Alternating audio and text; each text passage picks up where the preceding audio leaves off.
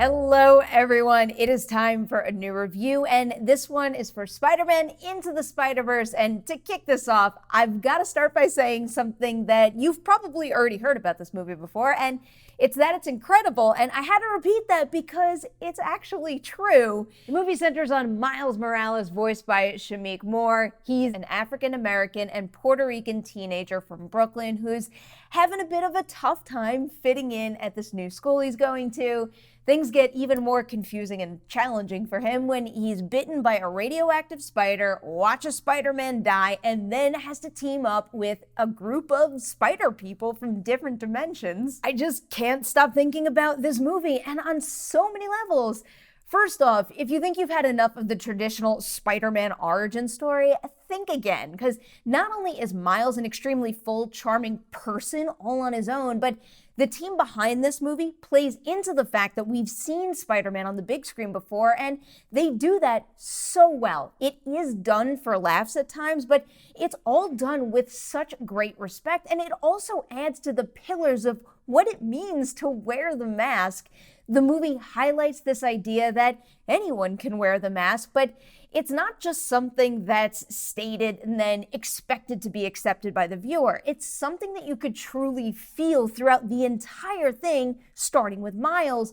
With or without the spider bite, he's just a kid trying to find his place and deal with the weight of his parents' expectations. And then after he's bitten, he's still trying to find his place within this new team and deal with the pressure of having these abilities.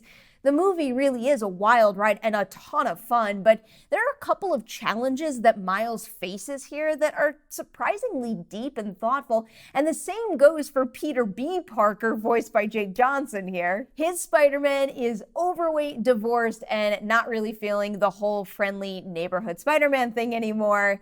His lack of interest propels Miles' arc forward so well, and then seeing the two of them play off each other and also grow together is just wildly satisfying, and it also adds so many wonderful layers to this movie. And this doesn't just stop with the two of them. The chemistry between Miles and Spider-Gwen is a real charmer, and even the ones that feel more like, I guess, side supporting characters, the jokes they get are fantastic, but even they get some real challenges and texture. And of course, those characters are Spider-Man Noir, voiced by Nick Cage, Penny Parker, voiced by Kimiko Glenn, and Spider-Ham, voiced by John Mulaney. All of this now, and I haven't even started talking about the animation style here at all. At this point, it's been a few days since I've seen the movie, and I still can't wrap my head around how they pulled this off. Into the Spider-Verse is just drop-dead gorgeous. I don't think there's a single frame of this film that wouldn't be well worth hanging up on a wall somewhere. And even better, it's not just a pretty picture. It's a pretty picture with real purpose.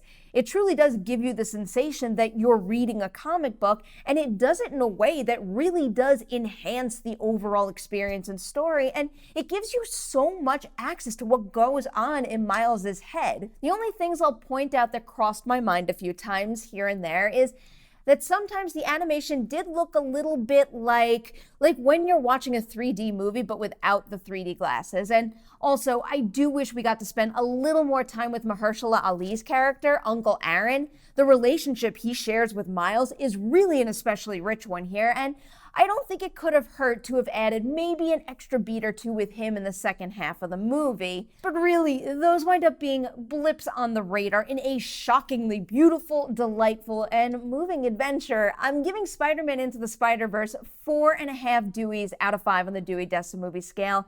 This is why we need adaptations and new interpretations of pre-existing source material.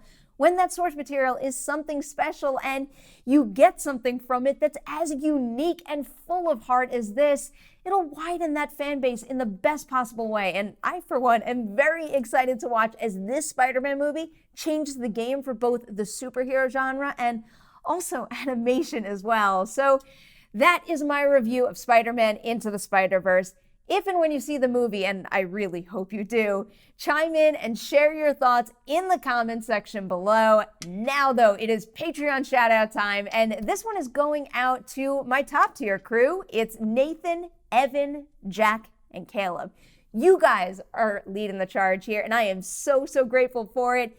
thank you so much for being there and for all the support you give to the channel. And another thank you to everybody out there watching these videos. He says thank you as well, even though he is not paying attention clearly. Thanks again for watching. I'll be back real soon with more videos.